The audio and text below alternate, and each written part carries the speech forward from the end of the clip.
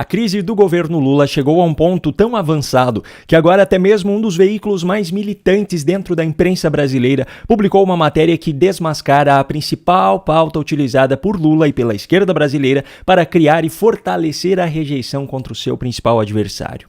No vídeo de hoje eu vou mostrar para você todos os detalhes dessa história, mas antes eu preciso passar por um outro assunto também de grande importância. Donald Trump, recém-eleito presidente dos Estados Unidos, anunciou na noite dessa terça-feira que Elon Musk e o empresário Vivek Ramaswamy serão os líderes do Departamento de Eficiência Governamental no seu próximo governo, que começa em janeiro de 2025. Com isso, o bilionário dono da rede social X, da Tesla e da SpaceX, alvo de constantes ataques por parte da esquerda brasileira e principalmente do ministro Alexandre de Moraes, agora integrará oficialmente o governo mais poderoso do planeta. Mas este provavelmente ainda não é o nome que mais causou preocupações no ministro que hoje atua como se fosse o dono do Brasil. Muito em breve deve ser oficializada a escolha de Marco Rubio como secretário de Estado no novo governo de Donald Trump. O secretário de Estado é o principal responsável pela política externa do país e representa os interesses americanos no exterior. É o cargo que fica à frente da diplomacia dos Estados Unidos, que negocia tratados e acordos internacionais e que representa o país em organizações internacionais. É também o responsável por lidar com crises internacionais e por buscar soluções diplomáticas para conflitos. Veja aqui um exemplo da sensatez de Marco Rubio ao falar sobre a atual situação no Oriente Médio. Senator Rubio, will you call for No, I ceasefire will in not. Gaza? On the Senator contrary. Rubio, Are you filming it? wait I a- want you guys to get this. I want them to destroy every element of Hamas they can get their hands on. These people are vicious animals who did horrifying crimes. And I hope you guys post that. And what about the civilians that are being killed every day? Hamas should stop hiding behind civilians, putting civilians in the way. Hamas knew that this was going to lead to this. So Hamas has stopped building their military installations underneath hospitals. So and you don't underneath care civilians. that 15,000 Absolutely, have I do. died? You don't care about the babies that are I being care. I killed think every it's day? horrifying. I think it's Yeah. terrible, and I think Hamas is 100% to blame.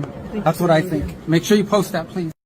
O senador Marco Rubio já se posicionou publicamente também, em diferentes momentos, contra o autoritarismo de Alexandre de Moraes, assim como a conduta de Lula, principalmente em relação à sua postura omissa diante dos crimes cometidos por Nicolás Maduro na Venezuela.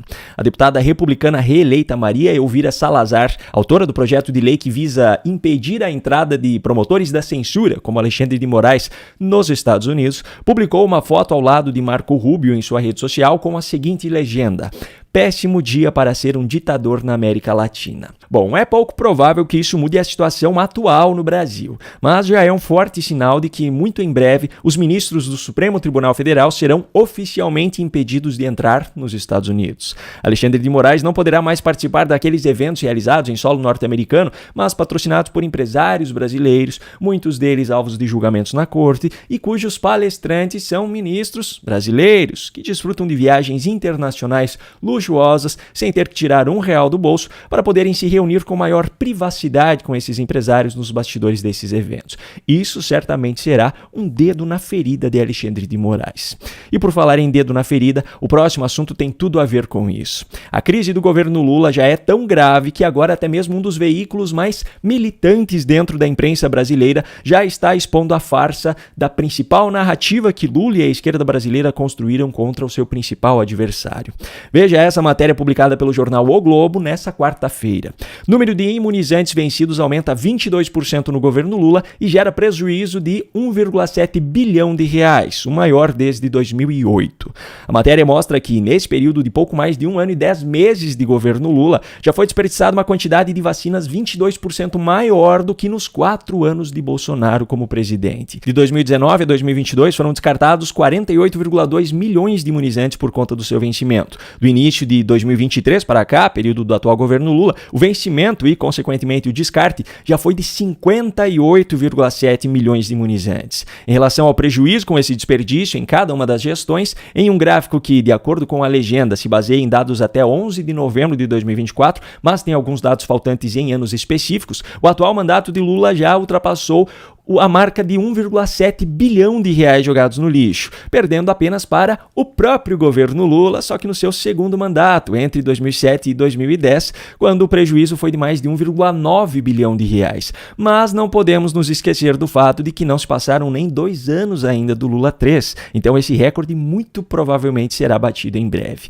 O antecessor de Lula, seu principal rival político atualmente e alvo de constantes ataques de Lula e da esquerda brasileira, justamente sobre esse tema, de acordo com o gráfico, teve um desperdício de menos de 1/4 do que já foi registrado entre 2023 e 2024. E mesmo que alguém utilize o argumento de que a legenda do gráfico cita a ausência de dados nos anos de 2020 e 2021, que são da gestão de Bolsonaro, levando à conclusão de que esses 376 milhões de reais corresponderiam apenas a um período de 2 anos, ainda assim, em menos de 2 anos de governo, Lula já superou esse número em mais de 4 vezes. Portanto, não há parâmetro onde seja possível esconder o desperdício absurdo da atual gestão federal.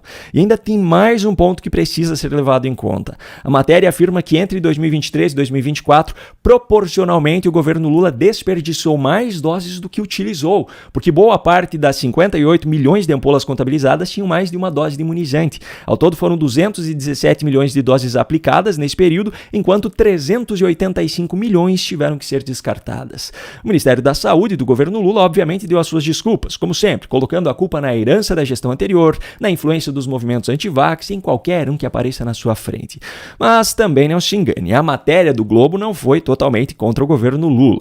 Eles atribuíram a Bolsonaro a velha narrativa do discurso negacionista, eles ajudaram a reforçar a desculpa do atual governo e ajudaram a criar uma desculpa para o recorde de desperdício no governo Lula 2.